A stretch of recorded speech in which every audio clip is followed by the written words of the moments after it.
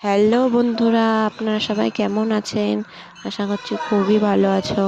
তো আমরা কয়েকদিন আগেকার ভিডিও। আমরা গিয়েছিলাম এক জায়গায় একটা দরকারে, সেখানে একটা কাজের দরকারে গেছিলাম, আর সেখানে পাশেই ছিল এই ঘোরার জায়গাটা, মানে খুবই সুন্দর ছিল, তাই ভাবলাম দেখে আসি। দেখো এখানে অন্নপূর্ণা দেবীর মূর্তি আছে, আর তার পাশেই দেবী পার্বতীর মূর্তি ছিল। ওখানে অনেক দেবদেবীর মূর্তি ছিল, যেগুলো খুবই ভালো লাগছিল। এখানে এটা কে বলো তো, আমাদের নন্দী মহারাজ।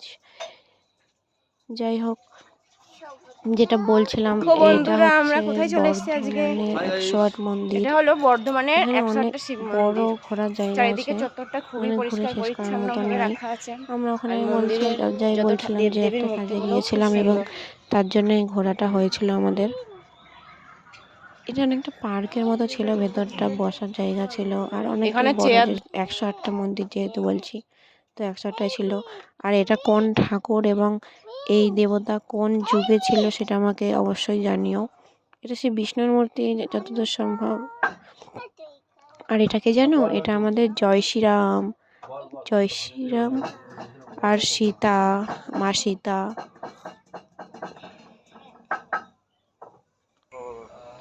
আর এটা কি পাখি বলো তো জানো? বন্ধুরা, এটা কি এটা হলো পাখি? ডাক পাখি। এই পাখি শুনেছি অনেকজনে খায়, আবার যাই হোক, মদনরি, সুররি। যে খায় দেখবে? ভালো লাগে, যার ভালো লাগে এই সে খায়। দেখো এই দেখো মহাদেব, হর আমাদের হর নন্দী, মহাদেব। আর নন্দীর মহাদেব সামনে বসে আছে। ভোলে বাবা। আর একটা জিনিস দেখাচ্ছি, এখানে সবাই মানত করে। ওই পুকুরটা আছে না, পুকুরে সবাই স্নান করে, শুনেছি এখানে নাকি মানত করলে সব ইচ্ছে পূরণ হয়।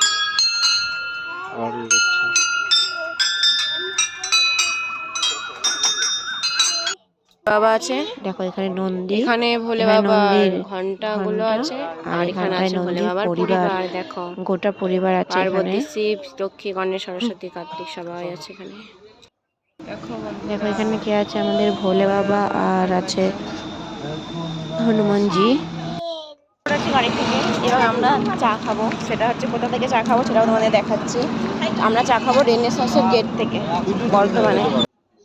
আর দেখো, আমরা রাস্তা দিয়ে যেতে যেতে রাস্তার পাশে আমি একটা গাছ দেখতে পেয়েছিলাম, যেটা আমি ভিডিওতে দেখেছিলাম, এবং সেই গাছটা, এগুলোকে বলে কিছু বাদাম বলে, যেগুলো আমি কুড়িয়ে পেয়েছিলাম, যেগুলো খেতে অনেক ভালো ছিল। আর এদিকে আমার বর যাচ্ছিল রেগে এগুলো আনার কারণে।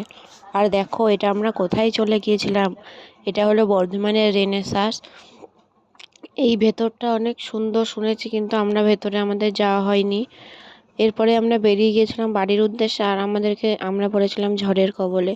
খুবই ঝড় হচ্ছিল, মানে খুবই ঝড়, মানে আমরা অনেক জায়গাতে দাঁড়িয়েছিলাম ঝড়ের কারণে। এখানে যেহেতু ফাঁকা জায়গা ছিল, তাই খুব হাওয়া লাগছিল গাড়িতে, আর এই জন্য আমরা এই জায়গায় দাঁড়িয়েছিলাম। পরে তারপর ঝড় কমার পরে তারপরে আবার বাড়ির উদ্দেশ্যে এসেছিলাম। কিন্তু দেখো ঝড়ের ভিউটা দেখো। তারপর আমরা চলে এসেছি আমাদের বাড়ির সমুদ্রকরে। দেখো বৃষ্টি কমে গেছে, ঝড় কমে গেছে, এখন শুধু আছে রাস্তাগুলো সব ভিজে গেছে জলে। তো কি বললো বন্ধুরা, সবাই ভালো থাকবেন, সাবধানে থাকবেন, আর আমার নেক্সট ব্লগের জন্য অপেক্ষা করবেন।